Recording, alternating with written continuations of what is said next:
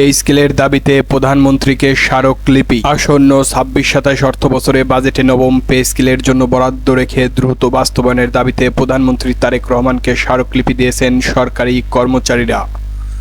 সোমবার এই স্মারকলিপি দিয়েছেন তারা। বাংলাদেশ সরকারি কর্মকর্তা কর্মচারী কল্যাণ সমিতির কেন্দ্রীয় আহ্বায়ক কমিটির আহ্বায়ক আব্দুল মালেক ও সদস্য সচিব আশিকুল ইসলাম স্বাক্ষরিত এক বিজ্ঞপ্তিতে এই তথ্য জানানো হয়েছে। বিজ্ঞপ্তিতে বলা হয়, বাংলাদেশ সরকারি কর্মকর্তা কর্মচারীরা রাষ্ট্র পরিচালনায় প্রতিটি সেক্টরে নিষ্ঠা, সততা, দায়িত্বশীলতার সঙ্গে কাজ করে দেশের উন্নয়ন অগ্রযাত্রাকে এগিয়ে নিয়ে যাচ্ছে। প্রশাসন, শিক্ষা, স্বাস্থ্য, আইন শৃঙ্খলা, অবকাঠামো উন্নয়ন সহ সব সেবামূলক কার্যক্রমে সরকারি কর্মকর্তা কর্মচারীরা নিরলসভাবে কাজ করে যাচ্ছেন। কিন্তু অত্যন্ত দুঃখের সঙ্গে বলতে হচ্ছে, ২০১৫ সালে অষ্টম পে স্কেল হওয়ার পর প্রায় ১১ বছর অতিবাহিত হলেও এখন পর্যন্ত নবম পে স্কেল বাস্তবায়ন হয়নি। স্মারকলিপিতে বলা হয়, দীর্ঘ এই সময়ে দেশের অর্থনৈতিক বাস্তবতা, দ্রব্যমূল্যের ঊর্ধ্বগতি এবং জীবনযাপনের ব্যয় ব্যাপকভাবে বৃদ্ধি পেয়েছে।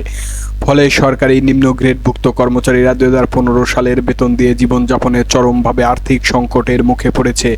প্রায় ৯০% কর্মচারী ব্যাংক ও প্রভিডেন্ট ফান্ড থেকে বারবার ঋণ নিয়ে সর্বশান্ত হয়েছে। স্মারকলিপিতে আরও বলা হয়, বর্তমান নিত্য প্রয়োজনীয় পণ্য, বাসা ভাড়া, বিদ্যুৎ, গ্যাস, শিক্ষা ও চিকিৎসা ব্যয় অতীতের যে কোনো সময়ের চেয়ে অনেক বেশি বেড়েছে।